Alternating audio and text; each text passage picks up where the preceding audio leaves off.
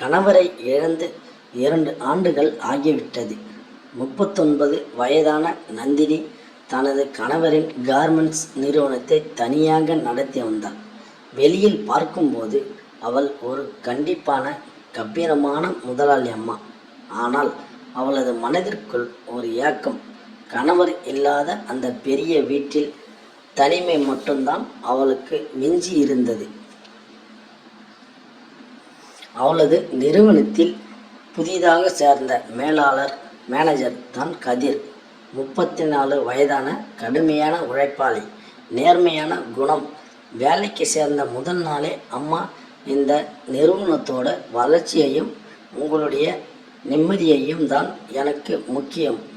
என் வேலையில் எந்த குறையும் இருக்காது என்று உறுதியாக கூறினான்.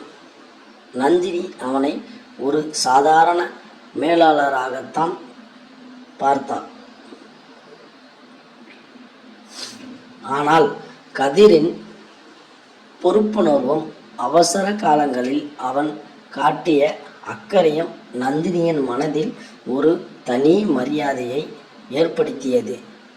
நிறுவனத்தின் கணக்கு மற்றும் வழக்குகளை பார்க்க நள்ளிரவு வரை அவர்கள் இருவரும் சேர்ந்து வேலை செய்யும் நாட்கள் அதிகமாயின. அப்போதுதான் கதிருக்கும் ஒரு சோகமான கடந்த காலம் இருப்பதை நந்தினி அறிந்தாள். சிறு வயதிலேயே பெற்றோரை இழந்து தன் தங்கைக்காகவே தன் வாழ்க்கையை அர்ப்பணித்து இன்று வரை திருமணம் செய்து கொள்ளாமல் வாழ்பவன்தான் கதிர்.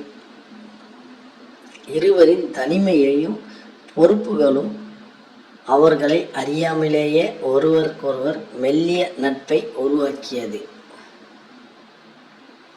ஒரு நாள் நந்தினியின் மறைந்த கணவரின் உறவினர்கள் சிலர் ஆபீஸுக்கு வந்தனர். ஒரு பொம்பளை தனியா இந்த நஷ்டத்துல போற கம்பெனியை நடத்த முடியாது.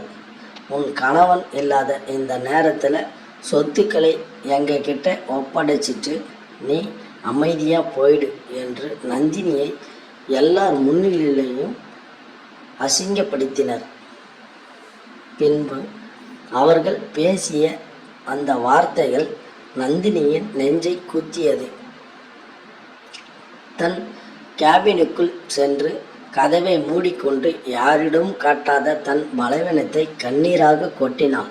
அப்போது கதிர் உள்ளே வந்தான். அவளது அழுகையை கண்டு அவன் மனம் துடித்தது.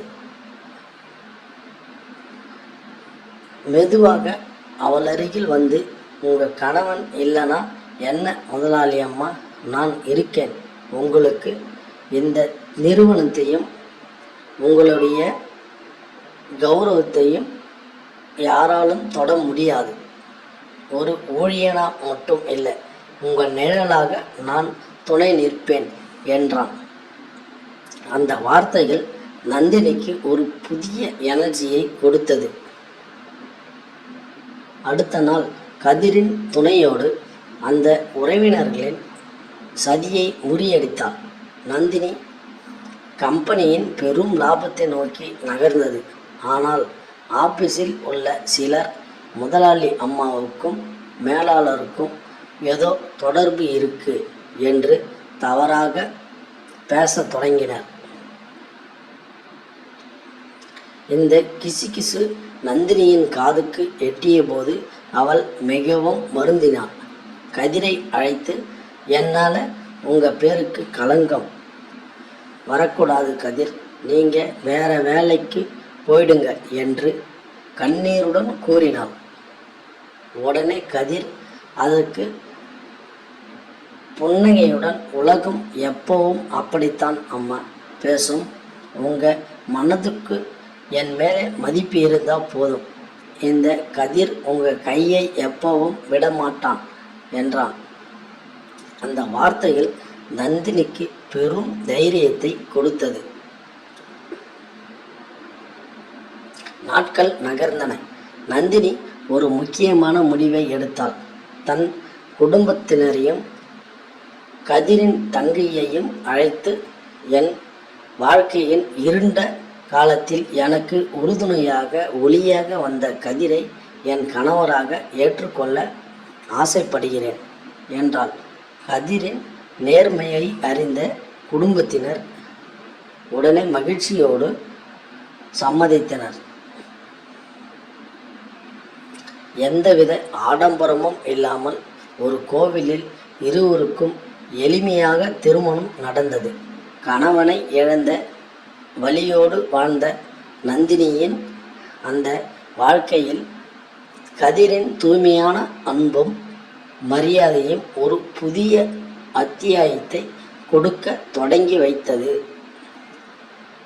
இந்த ஸ்டோரி உங்களுக்கு பிடித்திருந்தால் லைக் பண்ணுங்கள், ஷேர் பண்ணுங்கள், கமெண்ட் பண்ணுங்கள். நம்ம சேனலை மறக்காமல் சப்ஸ்கிரைப் பண்ணிக்கோங்க.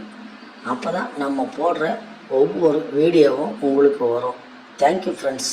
இது போன்ற மற்றொரு சுவாரஸ்யமான கதையில் நாம் சந்திக்கலாம். நன்றி, வணக்கம்.